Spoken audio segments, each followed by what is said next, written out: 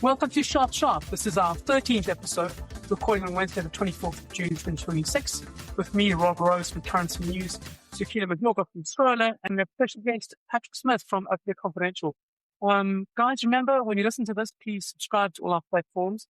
This is the intellectual acumen of 3 publications, so please do that. And listen to us and send us feedback. We love that. Zooks, welcome to the podcast. It's great to see you today. Your thoughts on what's happened in the last week? We've had it's like a store, I suppose, in soccer. England, we don't even know where England is at the moment.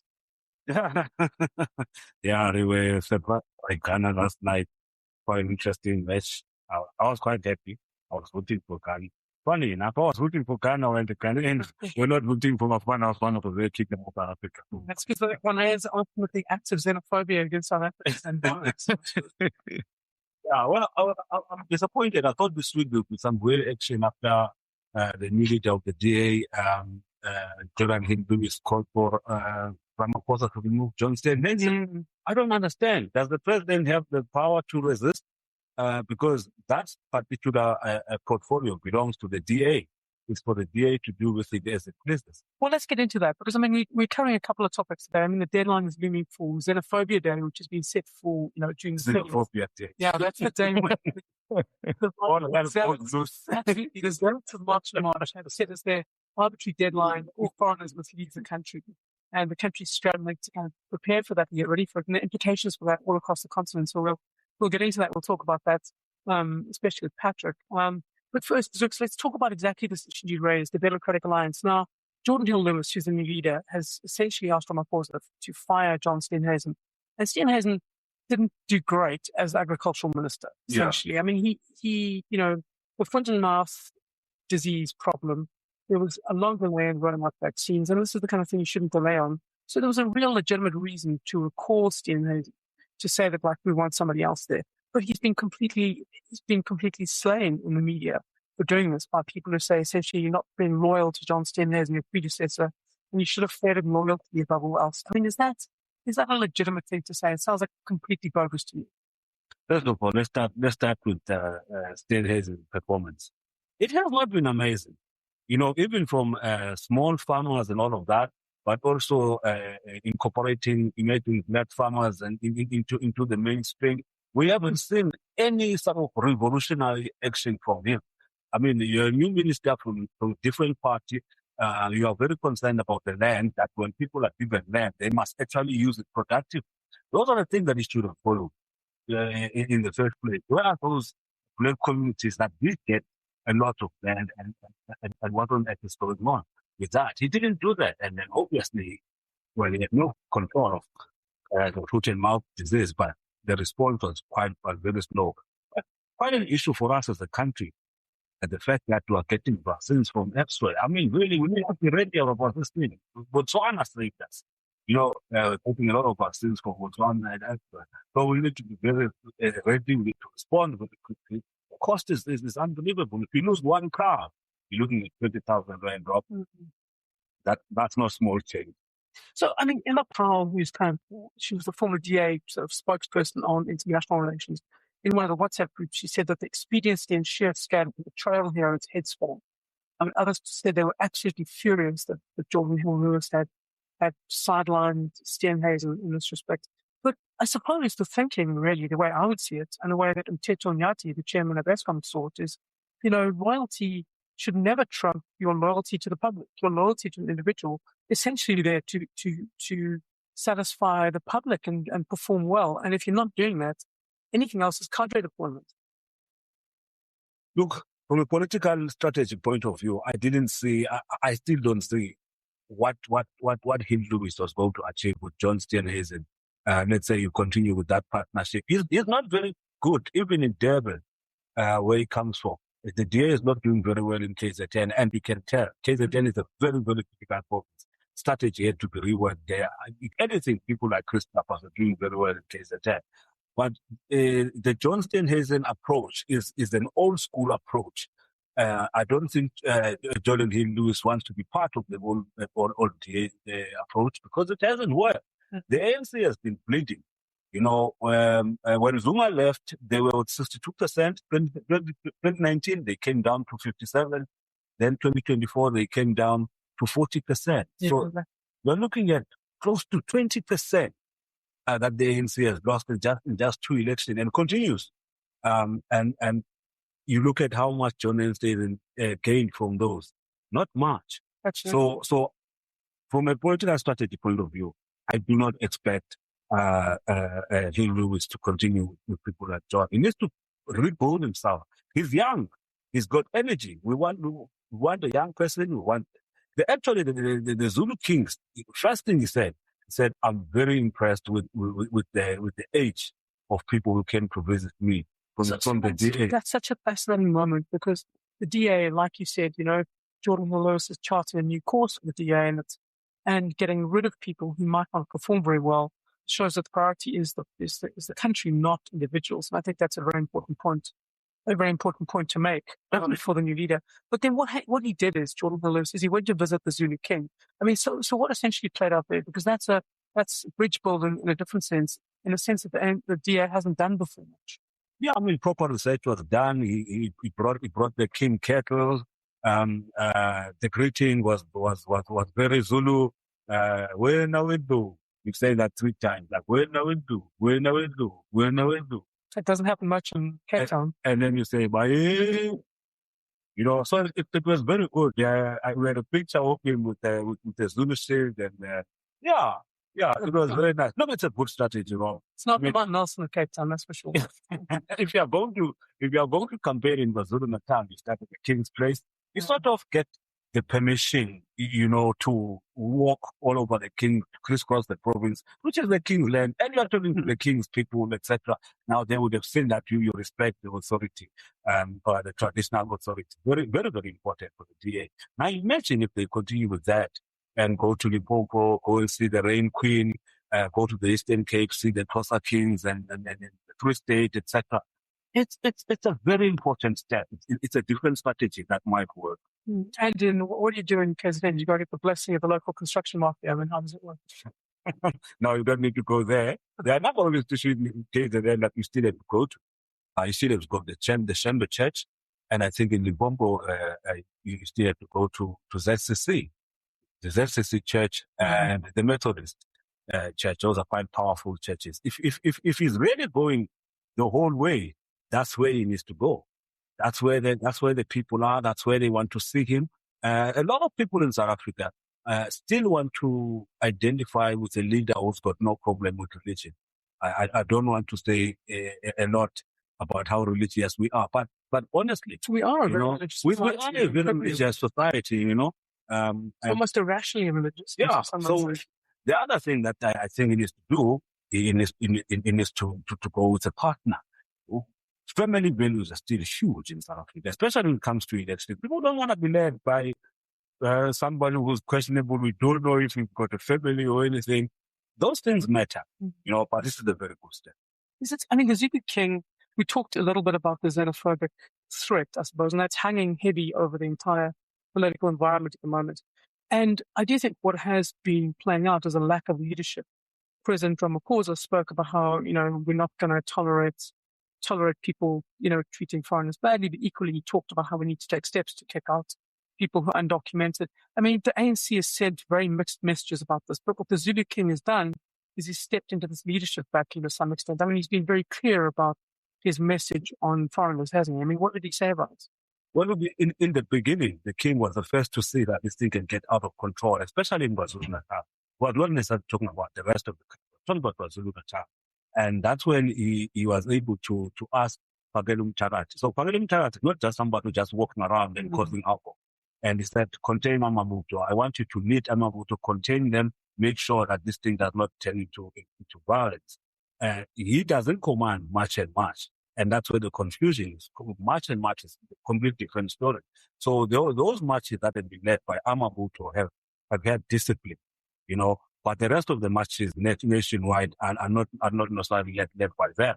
And now at this stage, the last weekend, he actually had an address to the nation saying, my father's people, talking to the Zulus, we must not be seen to be a violent people. There must be no blood spill on 30 June.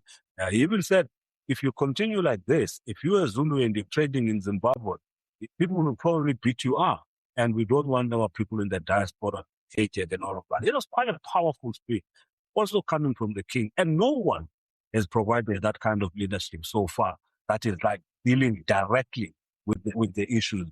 The response of the state is sort of combative. They have not even had a meeting with the president. These people are organizing these marches. I mean, they've got formal leadership. No one has sat down with them and said, okay, how do you want to handle June 30? Everyone just assumes that it's going to be a shutdown and the state is going to respond with the might of the state. They are frustrated, but you're not getting some real leadership coming out of the ANC. I mean, it's interesting because the fear is that this will descend into chaos and pretty much anarchy like the July 2021 riots, where I think 354 people died. There was 50 billion rand of damages. And, people are saying that the fear is unrest 2.0 now. So there is that fear that this is what could happen. And the KZN, where the king spoke, has been, I suppose, a flashpoint for anti-Malawian sentiment. There were, I think 15,000 Malawians gathered in Durban, who a whole lot have been sent back to Malawian buses. But essentially, KZN is a very important flashpoint in this, right? Yeah, well, for this election, KZN, the battleground is going to be there. We are looking at all sorts of things that can happen. The MK party, which we are all very cautious of. We haven't seen its violent hand, but you can always see from their marches. They were among the first to go and do these illegal searches in factories, etc. That's intimidation, So one cannot say that the MK party is a saint on the state. So very interesting what's going to happen in KZN. It is a background. But the king still carries authority in KZN. I can tell you that. Now when we're talking about possibly how bad it can be, you see, violence does not have a date. They don't set up a date people are going to be violent.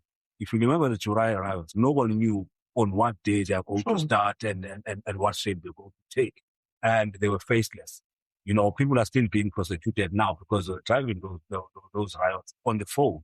We see you, Dudu Zuma is in serious trouble, is in the courts for some of the tests that she was sending online. In this particular situation, people are known who are behind this. It's very easy to just arrest the entire leadership. I don't see how it can be compared to the July riots. One thing I want to ask you about is Helen Zille went and met March and March. ANC hasn't really engaged with March and March. From what I understand, people on the DA are very angry that Helen Zille went and met this rogue guerrilla outfit of xenophobes. What are your thoughts on that? Was that a smart thing to do politically? It does illustrate that she's willing to do what the ANC isn't willing to do. But does that legitimize what is essentially a bunch of criminals? Leadership, Rob, is not about meeting people who agree with you. There's a huge concern in Johannesburg, especially the CBD, about how people have been able to set up illegal structures on the pavement, etc. If Helen Zille is going to run the city, she's going to have to tackle that head on, because for this city to attract money and attract tourism, it must look good. You must be able to walk around the CBD. There are beautiful restaurants that we want to go to visit in the CBD, but we can't go. Beautiful Magonen President, we can't go there. New town development, a lot of investment has been put there. There are buildings that have been turned around for student accommodation. Those students need to move around the city safely and walk over the bridge, the Mandela Bridge to Wits University. We want to see that happening.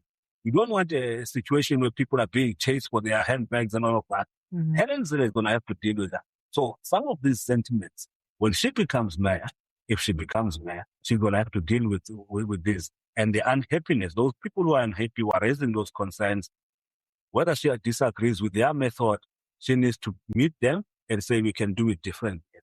And said that Zux and Rob don't want their handbags stolen again, not after last time. So I was going to ask, because essentially this demonstrates the difference between leadership and the ANC, which hasn't really done very much. And to some extent, you could say that this is a consequence. This entire June 30th arbitrary deadline, the rise of March and March, is a consequence of lack of ANC leadership and leadership of the country to some extent. Is this, and perhaps it's time to bring Patrick in on this, is this the consequence of allowing misgovernance to just take place across the continent. You have a kind of a sense that, South Africa hasn't used its leadership role appropriately. And if anything, it's not particularly well regarded on the continent. I mean, Patrick, thanks very much for being on the show. I wondered if you have any thoughts on that. Yeah, thanks, Rob. And thanks, Zooks.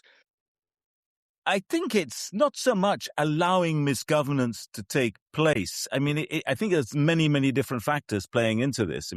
Part of it is just, the economic grief that the certainly developing and emerging economies have been through since the financial crash in 2008.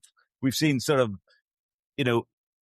layer after layer of debt, unpayable debt, commodity prices yo-yoing, all these things that have kind of shaken up the socioeconomic order, and that's been reflected across Africa. It's been reflected across Asia and Latin America too, particularly, but also we're seeing symptoms of it in Europe. So I think it's part of that. But I think the misgovernance comes in a way in the response to that, and a lot of governments have just somewhere like Kenya.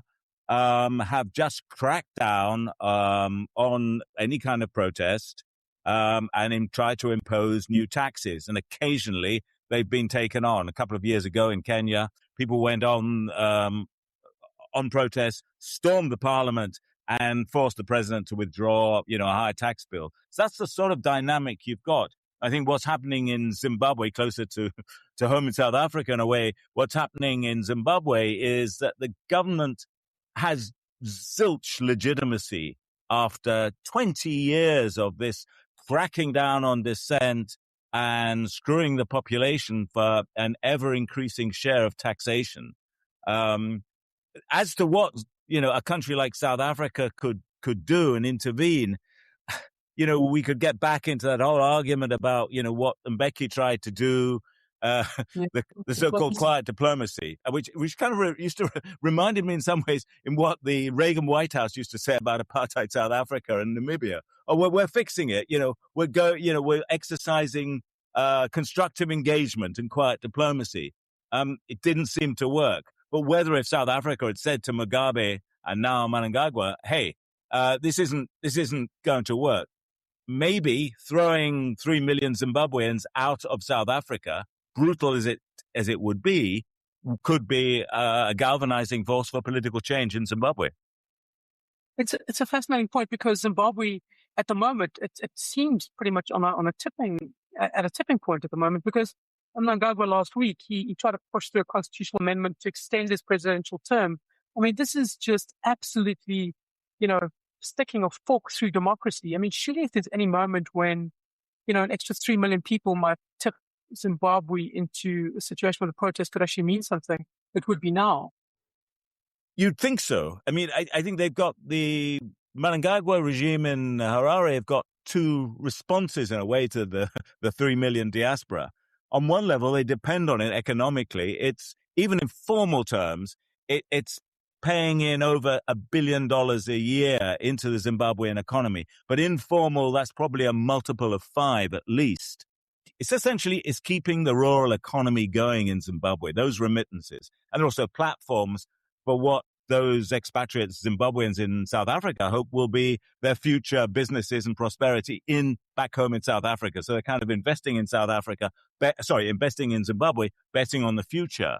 So, I mean, you've got that dynamic. But I think also the Mnangagwa regime really fears the diaspora, because I think 90% of the diaspora, when they've done these polls, would support opposition parties to change the government in Zimbabwe. So 3 million characters like that returning to Zimbabwe would be a huge threat. ZANU-PF was saying essentially that the Zimbabwean economy is doing great, and it's now able to absorb all of the citizens who've been hounded out of South Africa. That's what they said this week. Which, is that just bluster? Because the economy, it rose this year, but it's from an absolute base level. I mean, there's reports of the statistic department isn't legitimate in any sense, but the reports are of mass unemployment, and that's why 80% of the population is in informal the informal economy? Zimbabwean people that I keep coming across are actually very smart. They're very skilled. They're very productive to our economy. If you look at our entire tourism sector at the moment, people are coming through, are streaming into South Africa in droves. And the experience that you get when you tour the country, the experience that you get, just take the holiday, save a little bit of money. From arriving at the hotel, you feel you have been treated so special. The food, the chefs that they have, they're actually from Zimbabwe. I once inquired who's the chef, and the young men from Zimbabwe came through. Beautiful stuff. We cannot afford to lose those. Our numbers are returning after COVID. Our tourism industry is recovering. That's why I'm saying I'm worried about chasing all of the skilled people. We need skills in this country. And these skills I'm talking about, Rob, might look like simple skills. Caring about people. It's no joke. I worked in Holiday Inn, Marine Parade in Durban for years as a student. You learn a lot about dealing with people there. And the Zimbabweans have got that patience, which most of the time South Africans don't have that kind of patience. So I wouldn't say let's lose them.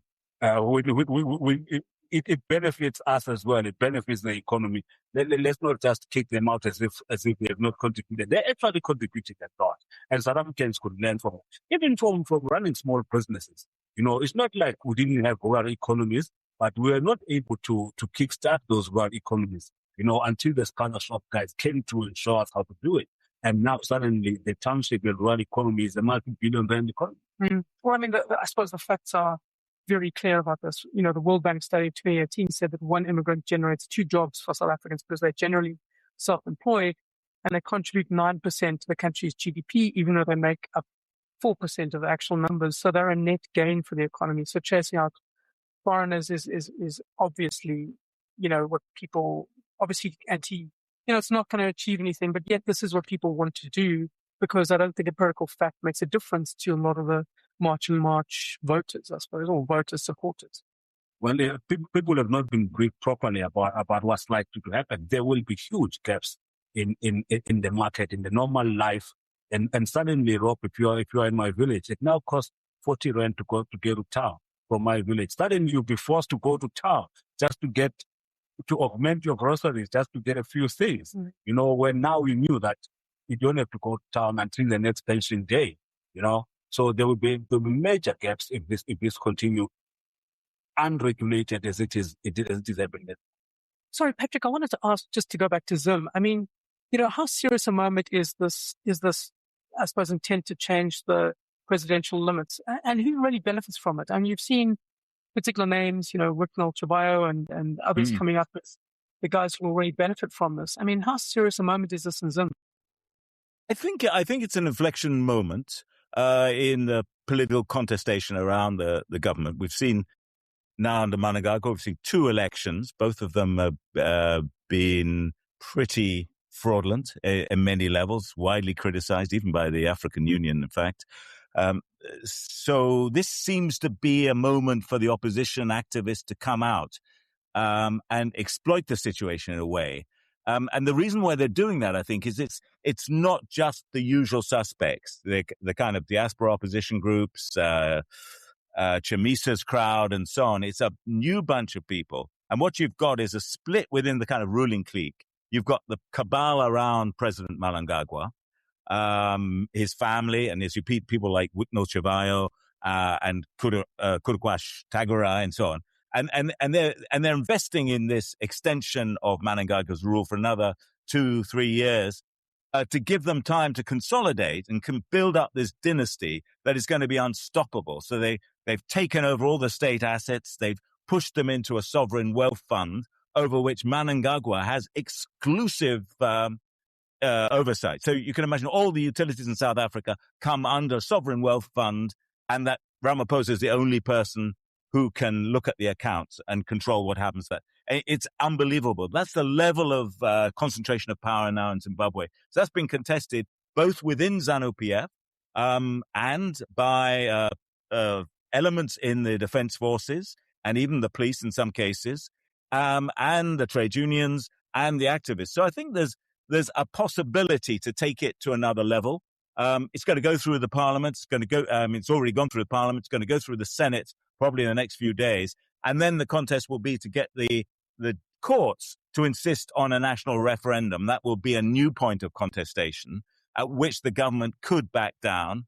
But I think what you're going to see is more political mobilization, and that's why the Mnangagwa cabal is really nervous about this. And if it coincides with a kind of mass displacement of Zimbabweans in South Africa, it could be a very difficult moment for the regime.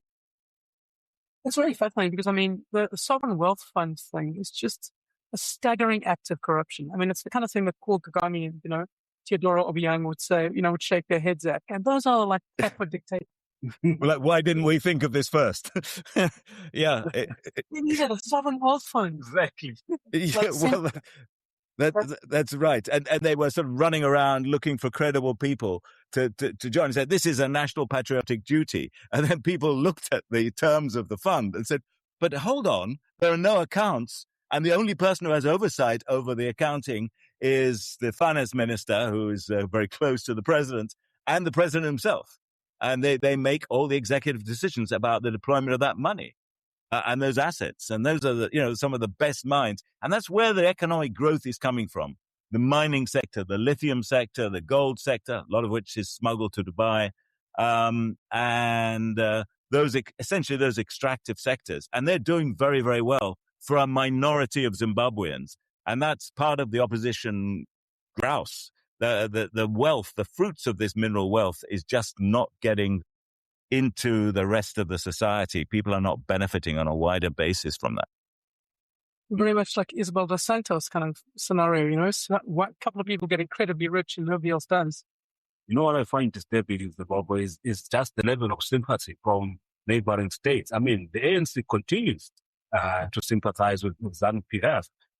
I saw a video this week of Chivayo in Eswatini to meet the king of Swaziland. And I think got a passport, got citizenship.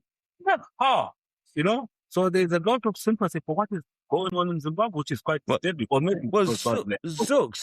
Chivayo did actually turn up at that meeting with President Cyril Ramaphosa, weirdly enough.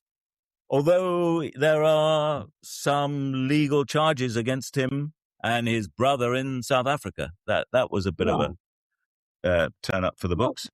I missed out Mswati and Eswatini in the kind of legion of real corrupt African dictators. So maybe that's why you've got to be on the high echelon. You've got to be on the podium for that. So sorry, apologies to Mswati if he's listening to this. Ramaphosa and the Southern government, like you mentioned, they haven't been very active in dealing with Zimbabwe at all. They've been completely lackluster. And do you think, the lack of taking hard decisions is why we are where we are? Patrick, do you think that Mnangagwa cares about what Ramaphosa thinks? I think he does. And I think particularly he would care if there was a mass expulsion of Zimbabweans for the reasons we've discussed. I don't think there's a huge respect for him as a politician. I would think that, Jacob Zuma would be more Mnangagwa's kind of politician. So, I think he'd find, Ramaphosa a little bit fussy about process and constitutions and tedious stuff like that. I think he would identify with Zuma and the Guptas a lot more. And I think what he's trying to do is set up his own sort of mini-state capture, what he succeeded in doing, setting up his own mini-state capture operation. He's got his own homegrown Guptas to run the state. Like a Donald Trump's meme coin, and then it'd be complete. Yeah, I don't think that's far off because they're minting a lot of these gold coins. It's I guess once he gets his term extension to 2030, they may choose to issue a gold coin to celebrate. Ramaphosa's regime. I suppose we're still waiting for the reform in South Africa, right? We promised so much. Keir Starmer in the UK got booted out because his reform agenda just didn't happen. Yet we have indulged Ramaphosa. We still keep waiting for the new dawn in South Africa. Well, very kind. I mean, we've got a president who's facing Richmond, all sorts of that, dollars in the couch. And we're told that those people who were stealing those dollars, they took some of the money and left a lot of it still in the couches. So you really don't know how much exactly is stuck in those couches. So we were kind in South Africa. When I was looking at the Prime Minister of Britain, the designing of that cheese, and when are we ever going to get to this level? People must go voluntarily. There are a lot of people that do go voluntarily in South Africa, including the mayor of Joburg. Can you believe I started with the mayor of Joburg? Well, I suppose we're moving on and we should probably get close to wrapping up. But I wanted to ask your thoughts on, Patrick, what are your thoughts on how you see this playing out next week, the June the 30th deadline? How do you foresee a, unrest 2.0, kind of potential continent-racking, destructive bloodbath that some people suggest, or do you think it'll just be a lot of hot air? I think the point you made about Zilla speaking to March and March and Ramaphosa not, I think is a very strong one. I think there must be people in the security services and the government looking very seriously at this, because it's staring you right in the face. As you said, the danger of a kind of July rerun of the July protest, maybe not exactly on the 30th of June, but close to it, are definitely there. And you saw the cost of what happened in KwaZulu-Natal that time. And there's certainly forces willing to push that in South Africa, no doubt. I suspect there'll be a massive government security presence around that time, and they'll have already done their intel on where the unrest is likely to be and all the rest of it. So they will try to clamp down. But what would make a real difference, I think, is some sort of engagement with the March and March people. I know, it looks bad. You don't like this organization, but how can you engage with them? I think something like that, along the lines of what Zooks was talking about, the Zulu Kings engagement, that seems to be the way forward. Now, I can't believe the government won't take a route like that, because the costs of not doing it are so cataclysmic. If they allow this thing to run and turn into mass unrest, I think it'll be actually worse than the July unrest 4 years ago. I think it could be much worse than that. That's brutal. There's one thing, if the government wants to do this, that's one thing. But I think it'll be more than a statement on South Africa's attitude towards immigration. It'll be, to some extent, insight into how well prepared the police, the security forces are, given the disasters we've seen at the Mnangagwa Commission over the past year. But the thing is, you might want to tackle this, but can you with such a divided police force? We have mini Hollywood in all police stations around the country where everyone's in acting positions. So can we even hold it together, even if we want to? Quite interesting. This morning, the acting minister of police met the leadership. Another acting minister. Oh, yeah. Keanu Reeves. Met the leadership of CIRA, is the private security industry regulatory authority. They met this morning. Now, when the police are working with the private security, they actually have done some good work, so that tells you that they're getting ready. Quite clear, the army said, we are not getting involved in this one. We're not unleashing the army on South Africans, but they'll monitor the entry points, they'll monitor the airports and all of that. Look, I don't see it becoming very violent. Otherwise, it will be a huge stain on the king, especially in KwaZulu-Natal. I don't see it becoming very violent there, because the king has spoken, and I don't remember a time when they disrespected their king. But the thing is, even in KZN, there was Malarian killed at the informal settlement yesterday. There have been people killed repeatedly over this. I don't think that even with the best one in the world, that they can necessarily cover this if they want to. But I suppose it'll be a massive test, both for our resolve. I think that it'll make international headlines if we cannot contain it. Yeah, that'll be bad. That'll be bad. Having learned from the July riots, and we continue to have this, especially this one, there's been a clear date. It's clear who's leading the protest. July riots were not really a protest, but just massive looting. A lot of hate was being displayed, and obviously there were people who were behind it and driving it. At this time around, I don't see the comparison between the two. It's very nice of the criminals to give us this date when they plan to break the law. Exactly. To force it to prepare.